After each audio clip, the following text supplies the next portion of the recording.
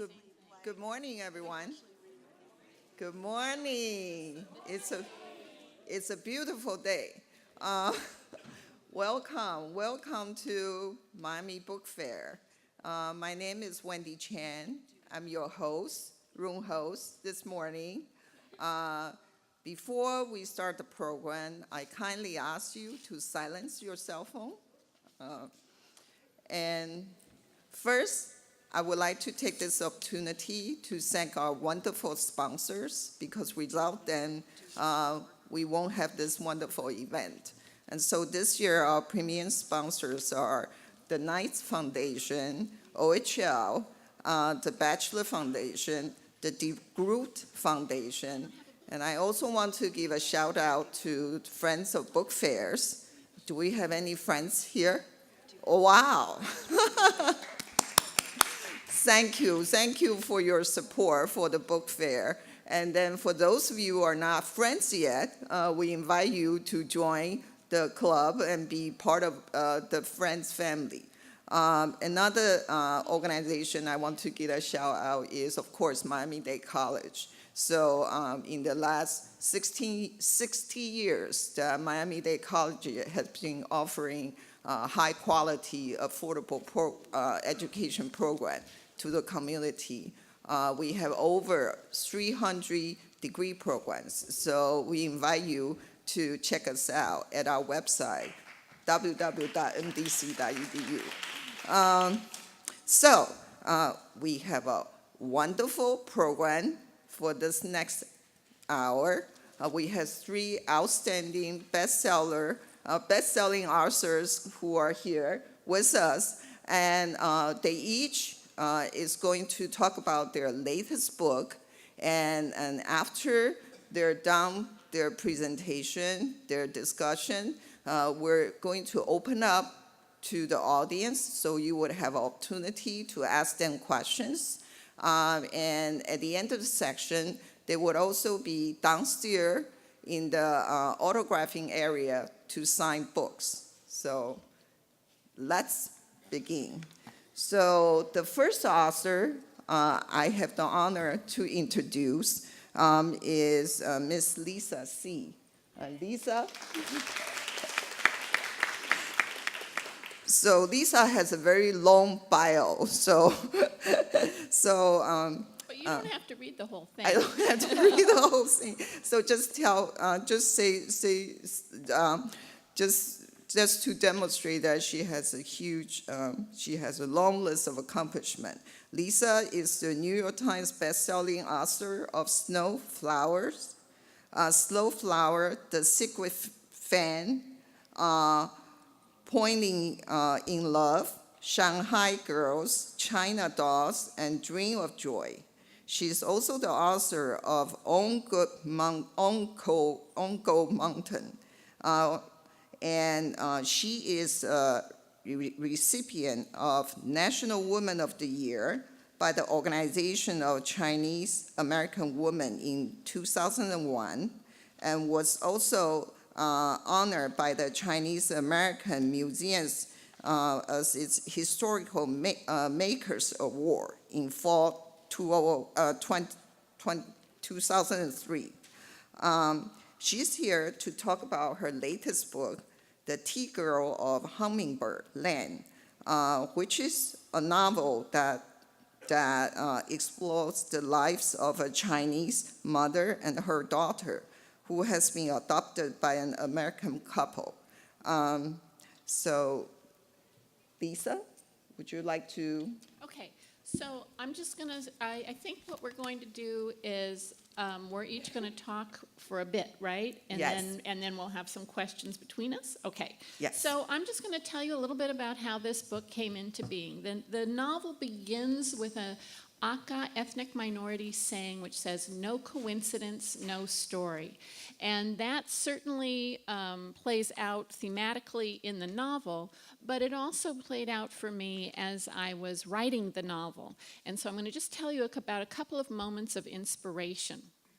So the first was that I was walking down the street, going to the movies with my husband in Santa Monica, and I saw up ahead an older white couple walking with their adopted teenage Chinese daughter between them. And she had her hair up in a ponytail, and it was swishing back and forth like this. And I had this vision of her as being kind of like a fox spirit in her family. Now, in Chinese tradition, fox spirits can be kind of naughty, they can be kind of mischievous. They're always doing things like, sneaking into a scholar's study late at night, and there he is studying hard for the imperial exam, and then she has sex with him. So, naughty and mischievous. But in their best moments, fox spirits have this ability to bring great love and to create families. And so when I saw that foxtail swishing back and forth, I thought, well, yes, she's like a fox spirit in that family, in the sense that through her presence, she had brought great love and had helped to create a family. And although I had been thinking about writing about the one-child policy and transnational adoption for something like 20 years, it was in that moment that I knew my way into the story. So I don't know if you've read any of my other books. I do write these historical novels. That doesn't sound terribly historical. The one-child policy's only been around for 30 years. But I didn't worry about it too much. I just started doing the research that I could.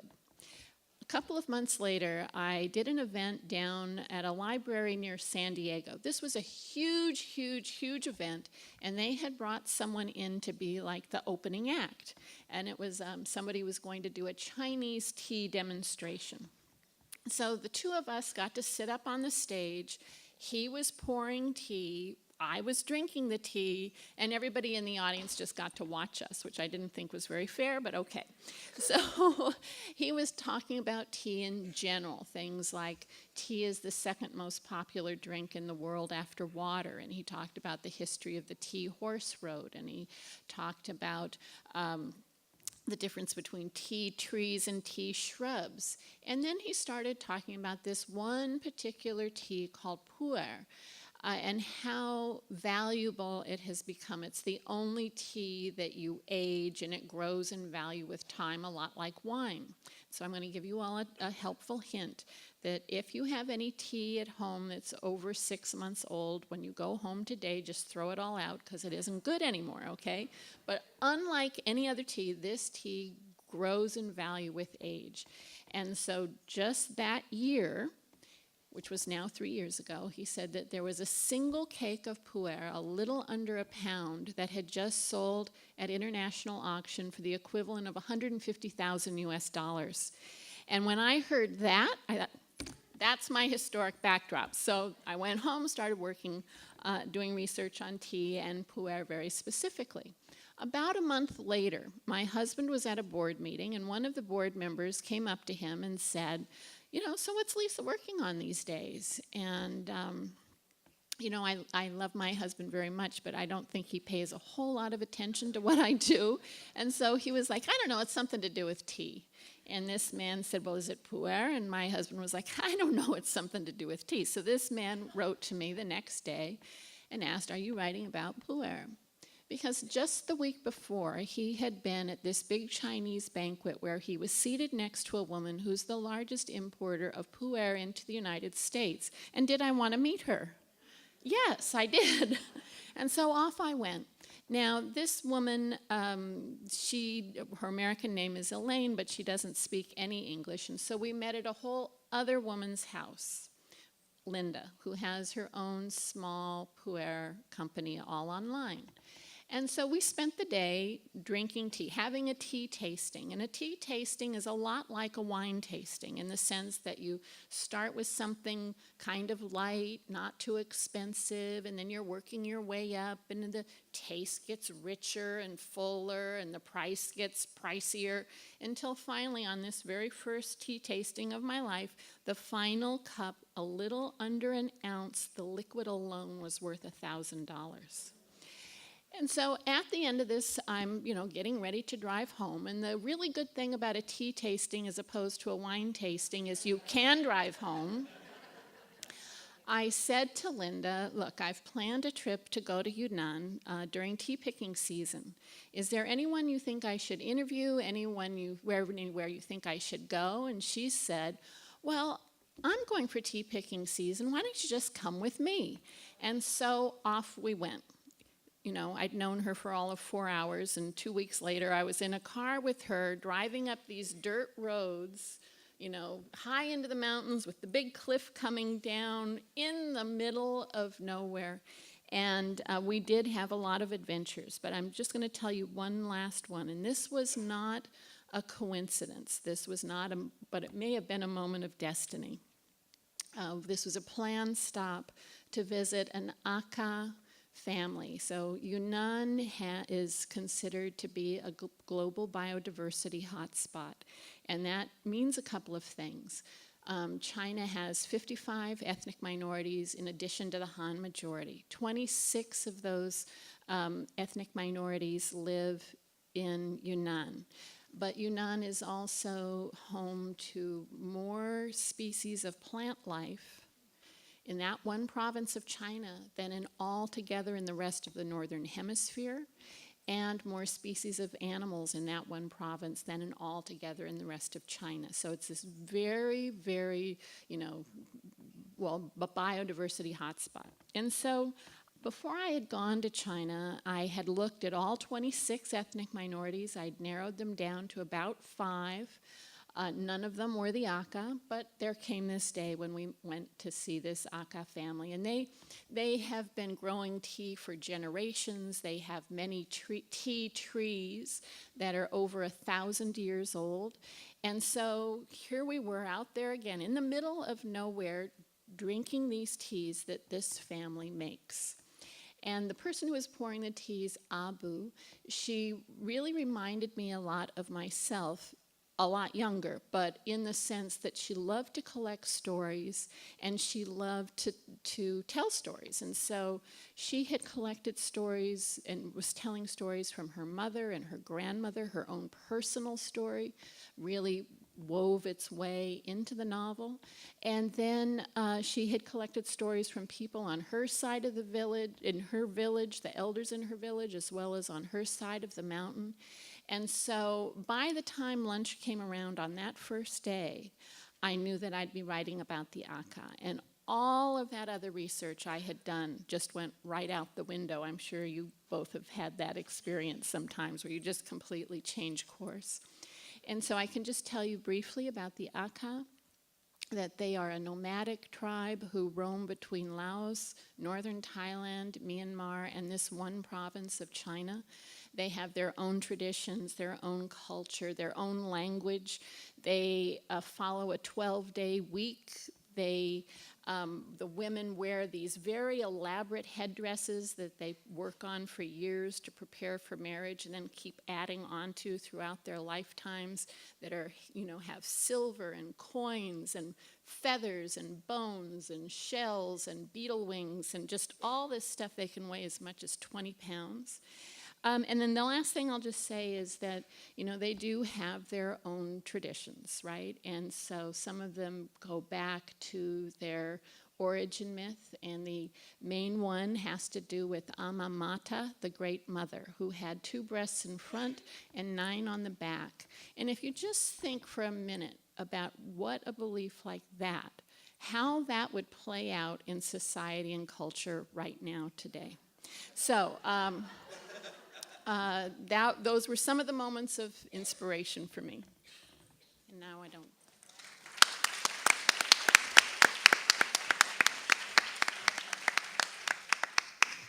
That was quite a story. You see, I'm Chinese as well, but I've never heard of that. So this is great. So it's a learning experience for me as well. So. Our next author is Miss Jenna Fitch. Miss Fitch, her first novel, Why Olinder, is a #1 bestseller and Oprah's book club selection. It has been translated into 24 languages and has made into a feature film. Her novel, Paint is Black, hit bestseller lists across the country and has also been made into a film. Her latest novel, The Revolution of Marina M., is set in St. Petersburg on the eve of Russian Revolution. It tells the story of a young woman of privilege who was swept up in these ties, and it then changed her life forever. And so, Ms. Fitch, welcome. Thank you. Come to me. How's this? Can you hear me? Okay, good. I never thought I would write a book about the Russian Revolution. Most people know me as a Los Angeles writer, so I wrote 2 fairly contemporary books set in Los Angeles. But I do have a secret Russia streak in me. There was a book called The Possessed, People Obsessed with Russian Literature by Elif Batuman, and I am one of the possessed. When I was 13 years old, I'm from California, but I wasn't exactly the beachy, happy, tanned girl. I was more Wednesday Addams. So I was angry, I was unhappy, I was pretty high-strung. And in those days, I mean, some of you are my age, and boys got 20,000 Leagues Under the Sea, and the girls got Cherry Ames, student nurse. And there I am with Cherry Ames, student nurse. I came home, you could probably see the steam rising off of me. And my father was quite a reader. He was an engineer, but he loved to read. And he took a book off the shelf. I still remember it was green with a black square and the little torch guy in the front, modern library edition of Crime and Punishment. And there I opened that book, and there was my world. You know, you bludgeon the landlady with an axe because of philosophy, and then you spend the rest of the book, keeping yourself from running to the police and confessing. It just was everything I wanted to see in a novel, and no student nurses. And I was hooked. They say Dostoevsky is the entry drug to Russian literature, and it is. So I went from Dostoevsky, read a lot of him, went on to Tolstoy and Chekhov and all the greats. I was hooked. There was also Dr. Zhivago. When I was a kid, and I don't mean the book, I mean I was however old I was, 12, 10. And to see that expanse and the little train going across and the giant faces of Lara and Dr. Zhivago, their timeless love. It was like, I mean, how do you ever get over that? So then add Dostoevsky to that, add my family, we're Russian on all 4 sides, and nobody ever talked about it. And for me, anything nobody ever talks about is the thing I'm interested in. And it was a Cold War childhood. Russia was the enemy, anything dark and murky and forbidden, I'm right there. So it was a perfect storm. When I became a writer, it was sooner or later I was going to write a Russian novel. I majored in history, and it was only a matter of time, after I decided to become a writer, that I would end up doing a Russian novel. So my character came into existence. I had a book that failed between White Oleander and Painted Black. Anybody ever read The Wonder Boys? Yeah. Michael Chabon? There are 2 kinds of writer's block. There is the writer's block where you just stare at the page and nothing happens, you take a nap. And then there's the kind of writer's block where you, like Wonder Boys, where you just write and write and write and write, and it doesn't come together. And that's what happened with this book. It was 900 pages, it was 3 years, it was a disaster. And then I wrote a book about suicide called Painted Black. Had 3 characters and one of them was dead. I thought I could write that. But there was a character from that book that just stayed with me and stayed with me. And I went back I returned to that and wrote a short story about that character. She was a Russian emigre in Los Angeles, working as a hotel maid, an educated woman. It's like, I thought, oh, you are great. I thought I would expand her story and try to write her in America. And I found that I didn't know enough about her memories, about her dreams. You have to really know a character from the ground up to be able to fully inhabit them. And then, so before I knew it, I was writing a book set in the Russian Revolution, because that was her coming of age. A privileged girl, but pro-revolution, you know, power to the people, what the Bolsheviks would call an adventurer, a romantic revolutionary. They didn't think much of them.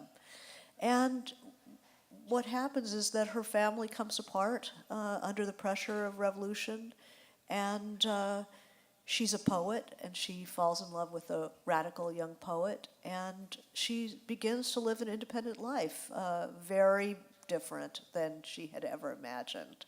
So that's the story of Marina.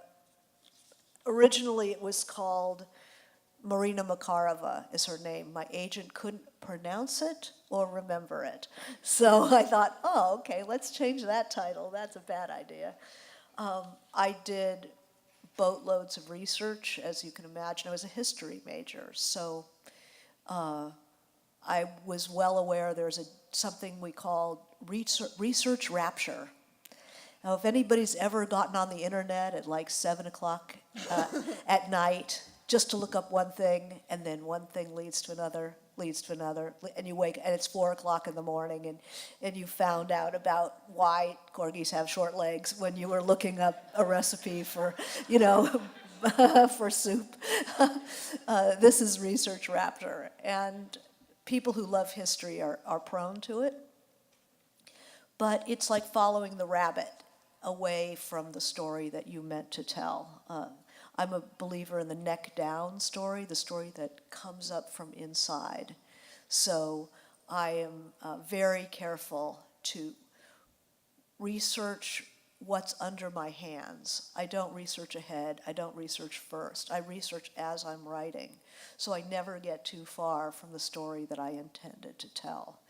I went to Russia for research. I was a student in Russia in 1977, and then returned in 2007, 30 years later, after the fall of the Soviet Union. So I'd been there in Soviet times, and I'd been there in recent times, which is kind of like reversing the order of the book. In the book, you start before Soviet times, and then you come into the Bolshevik world. And this was in reverse. When I started there were no supermarkets, no bars, no, you know, you get a bottle of vodka and sit around and play guitars. And, you know, then when I went back, there were supermarkets, there was Vogue, there was Russian Vogue. It's like, if they hadn't been speaking Russian, I wouldn't have known where I was. She's a poet, and I had begun the book as a novel in verse. And I had gotten 17 chapters in and realized that I have tools as a fiction writer that I don't have as a poet. And so then I had to go back and change those back into prose. And there's poetry throughout. There's original poetry that I wrote the characters' poetry. And then there's translations of well-known poets that were all done by one translator for the book. So that was very exciting for me.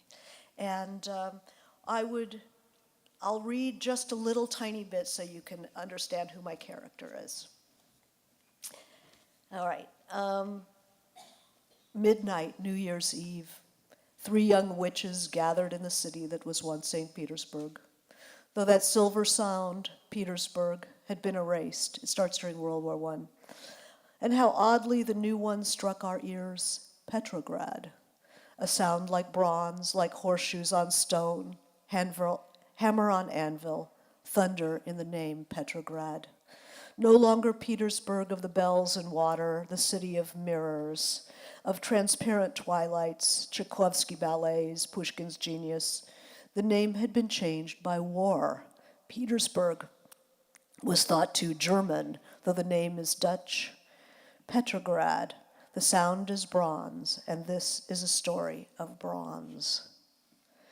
I was a month shy of 16, the same age as the century, my brother 1 year younger. Waiting for midnight, our three heads converged over the basin of water. Varvara's cropped locks, the dusty blue-black of a crow, Mina's ash blonde as Finnish birch, and I with hair the red of young foxes crossing a field of snow, waiting to see our fortunes, a son, a seal, a wedding ring, a house, a plow, a prison cell. It seems like a scene in a glass globe to me now. I want to turn it over and set the snow to swirling. I want to shout to my young self, stop. Don't be in such a hurry to peel back the petals of the future. It will be here soon enough, and it won't be quite the bloom you expect. Just stay there in that precious moment at the hinge of time. But I was in love with the future, in love with the idea of fate. There's nothing more romantic to the young until its dogs sink their teeth into your calf and pull you to the ground. I see her there, staring impatiently into the candle flame, a girl both brash and shy, awkward and feigning sophistication in hopes of being thought mysterious, so that people would long to discover her secrets. I want her to stay in that moment before the world changed, before the wax was poured, and the future assembled like brilliant horses loading into a starting gate. Thank you.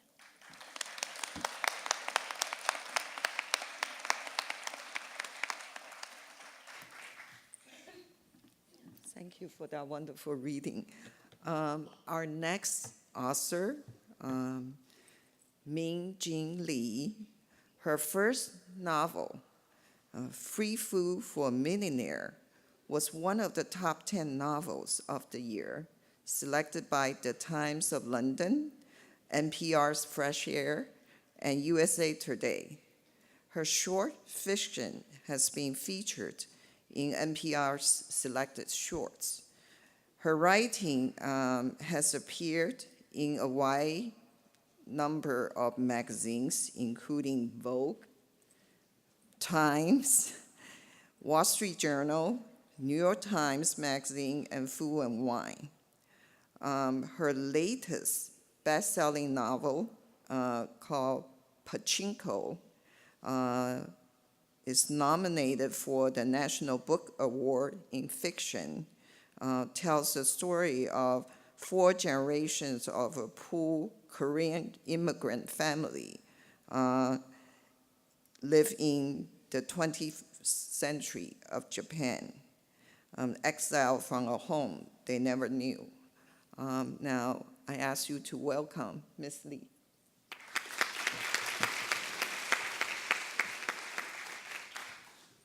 What a treat to be here. Thank you, Wendy, so much for all the introductions. You know, I've done this before, the introduction of 3 different authors, and it's actually more heavy lifting than you think. So thank you very much. Also, it's a real treat for me to be here because I really admire Lisa and Janet so much. So when I heard that I was going to be on a panel with them, I would have been really happy to switch places with you, just to sit here, because a lot of times they send authors out on tours and I don't get to see people that I really want to see. So, by the way, I'll try to keep my remarks short so I can ask them questions, because I would like to learn at the feet of the masters. So it's really cool for me to be here. I'm going to just speak very briefly about the transit of writing this book, Pachinko, which just basically knocked me out and almost killed me. This book almost killed me. I'm not exaggerating, because I started it when I was 19 and I'm 49 now. So clearly I'm either stupid or I was so stuck in research rapture, so beautifully put, that I got lost. But it was just an incredible struggle, and I'm so glad I was done. Recently I was asked, so are you really sad that you have to say goodbye to all your characters? And I'm like, no. I just remember carrying, the couple of 100 pages that I had in my Kinko's box, which I had begged for from the Kinko's people. Can I have a free box? I could take it to my agent. And I was in this very fancy elevator, William Morris, and I was going up and trying to meet this agent.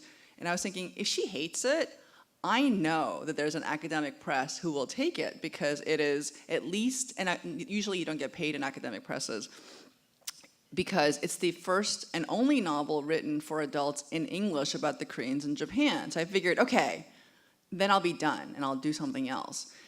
Because this book has sort of enslaved me. It wasn't an enchantment. It felt like a slavery, because it was such an important topic to me, and it changed my life. Now it's a really pleasant book to read, but in order for me to make this really difficult topic into a story about love and resilience, I had to give it love and resilience. So in 1989, I was 19 years old. I was a history major. And people are always like, do you have an English background? I'm like, no. I wish I did, because those girls on campus had great hair. But I wasn't. And by the way, the Miami humidity is killing my hair. I know. If anybody has some excellent hairspray, come see me afterwards. Anyway, so I was 19, I was in college, and I was a history major, and I had no idea what to do with my life. I don't have a trust fund. I would like one. So if they have a hairspray and a trust fund, please come see me. So I decided that I didn't know what to do with my life. So instead of studying harder and trying to get better grades, I decided that I would skip class and go to a lecture that my friend had asked me to. And my friend who had asked me was a university chaplain at Yale, and you don't really say no to the university chaplain.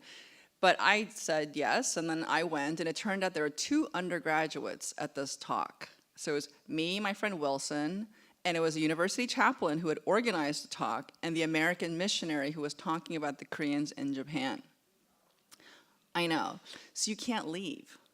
Like, if there's 2 of you, like if one of you guys decides to go to the powder room, I'm not gonna say anything. It's okay, you're released. But I really couldn't go. So I sat there, and there was a huge plate of cookies, because the turnout was kind of low, and I just sort of sat there, and I decided I'm going to be mollified by carbohydrates. That has not changed.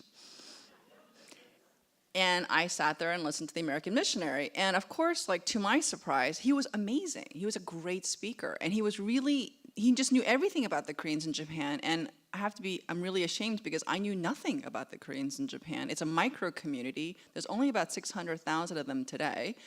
And it turned out that the Koreans in Japan had come there, like their genesis story is that between 1910 to 1945, Japan colonized Korea. So all these Koreans had to come as either forcible laborers or as economic migrants. There's a huge span of why people went to Japan. And then some of them stayed. So, and it turned out that they were seen always, and even today, they are seen as a second-class group, even today.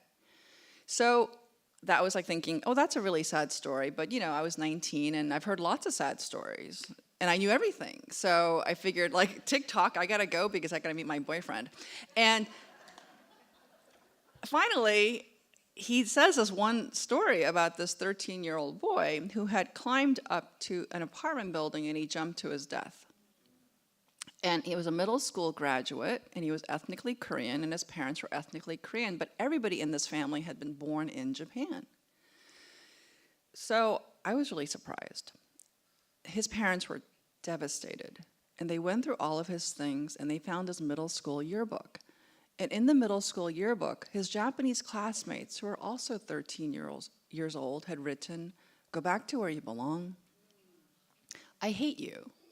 You smell like kimchi and garlic," and they wrote the words, "die, die, die." And that story just really burned into my brain, and I really couldn't get it out. So I did finish my history degree. I went to law school like a compliant immigrant girl, and I practiced for 2 years, and then I said, "Uncle," I was like, this is really hard. And my parents could work hard, but I can't work that hard. So I quit being an attorney, and I had $15,000 saved in the bank, and I thought, oh, I'll be a writer because it's so easy, right? Well, life certainly schooled me because my first book came out in 2007. I quit being an attorney in 1995. Right. So the $15,000 did not last.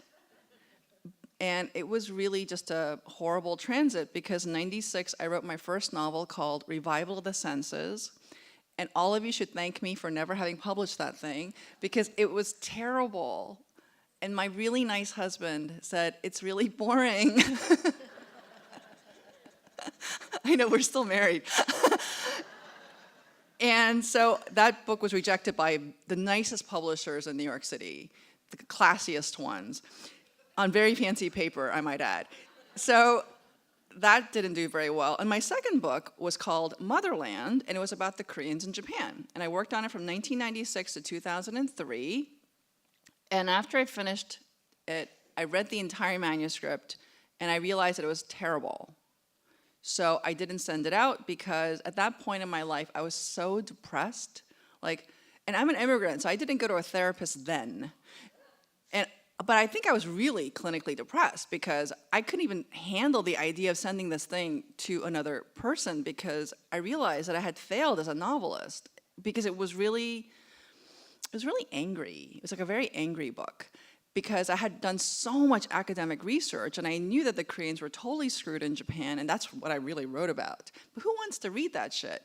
So I didn't send it out. And then I worked, and then I kept on reading because I thought, I'm really upset. And the thing that really gives me such great consolation, and I'm sure we all share this in common because we're all here on a beautiful Saturday morning instead of at the beach, all of us turn to books for consolation. So I read V.S. Naipaul's novel, A House for Mr. Biswas. Now, mind you, V.S. Naipaul is a great writer. He is a racist, sexist dog. I have no problems, you can look it up, he is.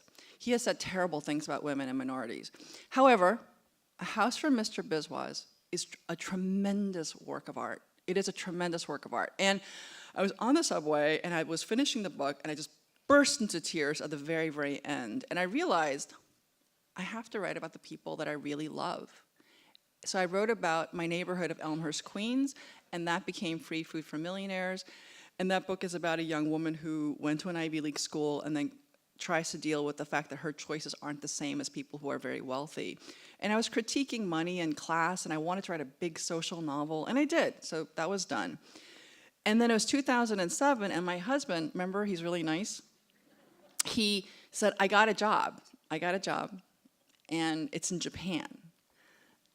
And I said, I don't want to go to Japan because it's a great place to visit, but I didn't want to live there.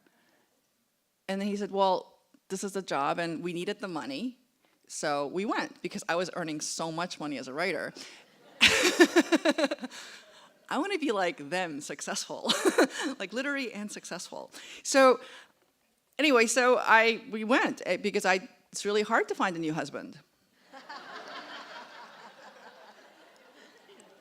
I mean, for me. I mean, maybe for you it's easy, but it was hard for me. So I went and I decided that even though I was really sad, I would go and I would try to be a decent parent, because at this point we have a child, Sam, and I decided that I would try to be a decent wife. And we're talking like C-. Like we're not trying to break the curve here. Just to stay married. So I stayed in Japan and I got really sad and I thought, what would make me feel better? And of course, once again, the consolation in our lives are books. So I started to read and I thought, I'm going to start interviewing the Koreans in Japan because that book, Motherland, failed, but I'm going to fix it.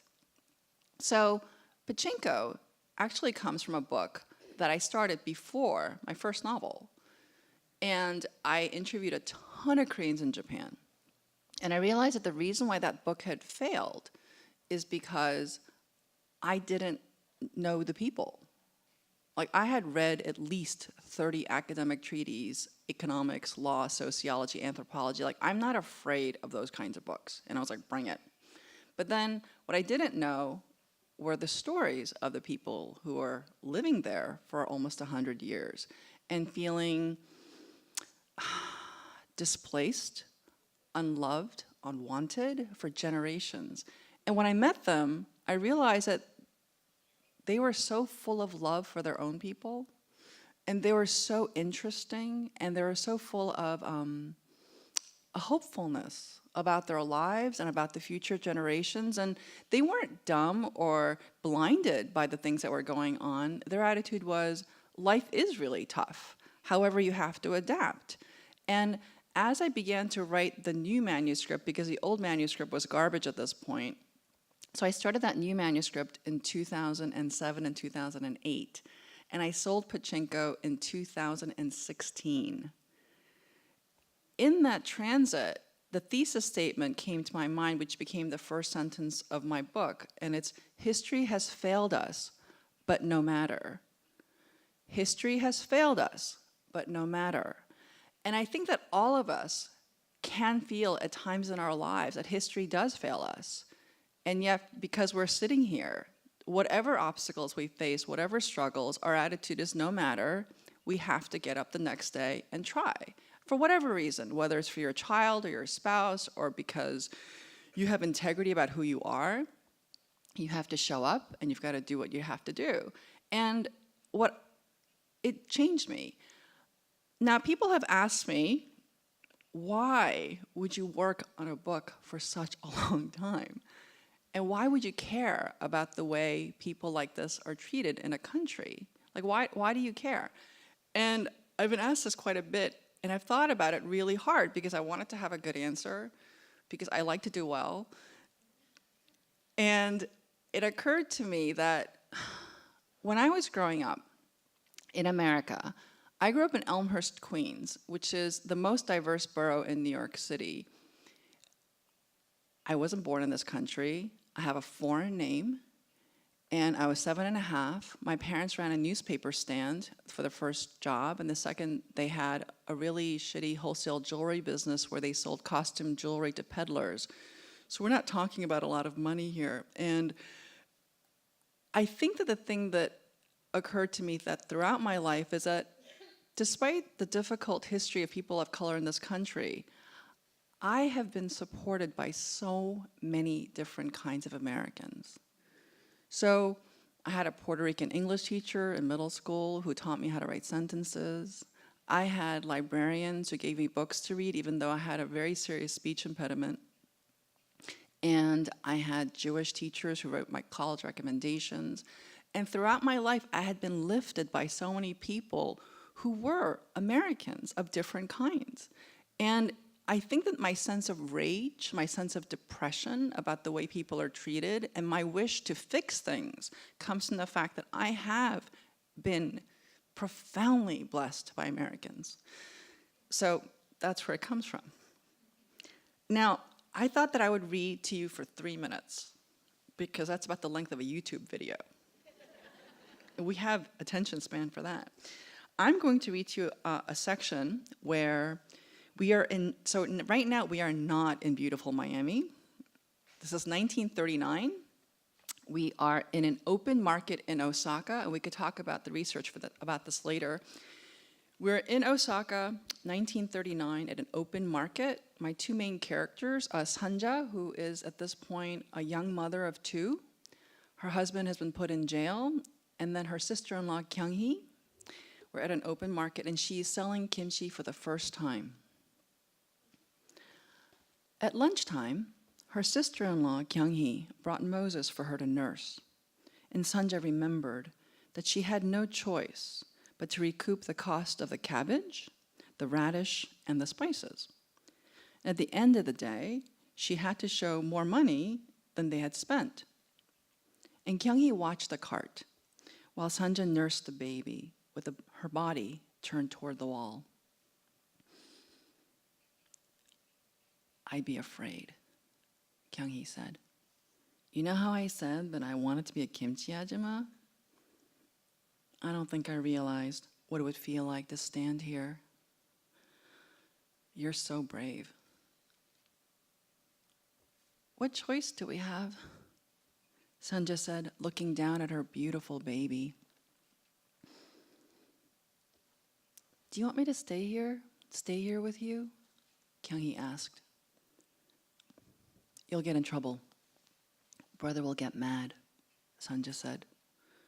You should be home when Noah gets back from school, and you have to make dinner.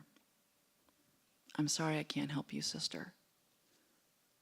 Oh, what I have to do is easy, Kyung-hee said. It was almost 2:00 in the afternoon, and the air felt cold as the sun turned away from them. I'm not going to come home until I sell the whole jar, Sanja said. Really? Sanja nodded. Her baby Moses resembled Isaac, who looked nothing like Noah, who was olive-skinned with thick, glossy hair. And Noah's bright eyes noticed everything. And except for his mouth, Noah looked almost identical to a young Hansu. And at school, Noah sat still during his lessons, and he waited for his turn, and he was an excellent student. Noah had been an easy baby, and Moses was a happy baby, delighted to be put into another person's arms. And when she thought about how much she loved her boys, she recalled her parents, and Sanja felt so far away from them. Now she was standing outside of a rumbling train station trying to sell kimchi. And there was no shame in her work, but it couldn't be what they'd wanted for her. Nevertheless, she felt her parents would have wanted her to make money, especially now. And when Sanja finished nursing, Kyung-hee put down 2 sugared rolls and a bottle filled with reconstituted powdered milk onto the cart. Sanjaya,